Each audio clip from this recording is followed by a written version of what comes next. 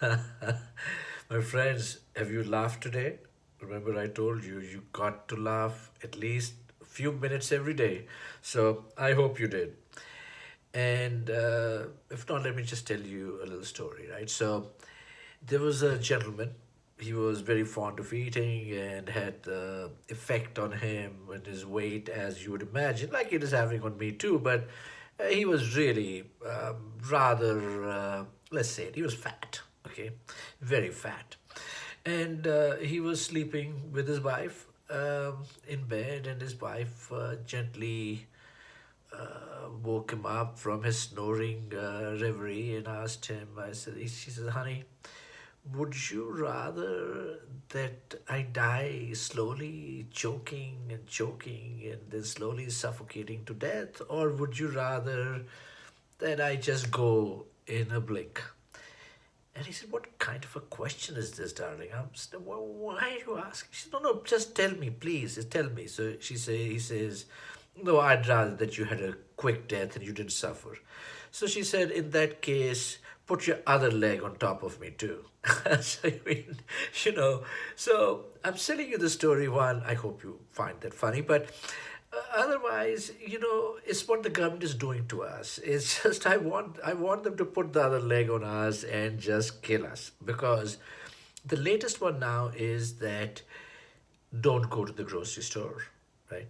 Which itself never made sense, that don't go to the office because you will infect people, other people will infect you, but the entire neighborhood going to the same grocery store was perfectly okay, right? Um, and now, of course, you wear the mask. So they don't go to the grocery store. What else? Don't go to the pharmacy. So that's what I say. Please put the other leg, kill us, okay? Now, then I said, I very honestly, I'm not a big believer. I've never really done even what I'm doing right now all my life. I'm 60 years old. I usually try to stay away from all this, but my friends are telling me, and I have nothing else to do either. I'm also stuck at home. Um, so they tell me, give us more data, more data. So I said, okay, plenty of data. So, I looked at the panic, right? The fears. Oh my God, we're running out of beds. We have no ventilators. We have no PPE. We have no this. We have no that. Oh my God, what's going to happen? So I looked at, I'm sure many of you have too. So the government sent ships, hospital ships to New York. Let's just take New York, right? And also Los Angeles. They sent ships, 1,000 beds. They converted convention halls, 1,000 bed hospitals, army built hospitals. You know how many people of these overflow of patients from the hospitals have gone to this ship? 20 people. 20? That 1,000 people can go there. 20 people. Same with, I think, the other center too. And then we have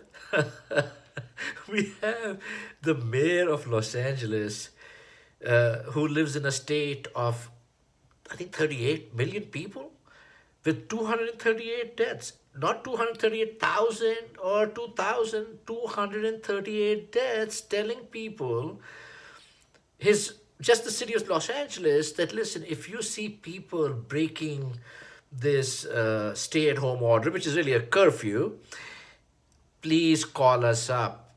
We will reward these snitches for helping all of us.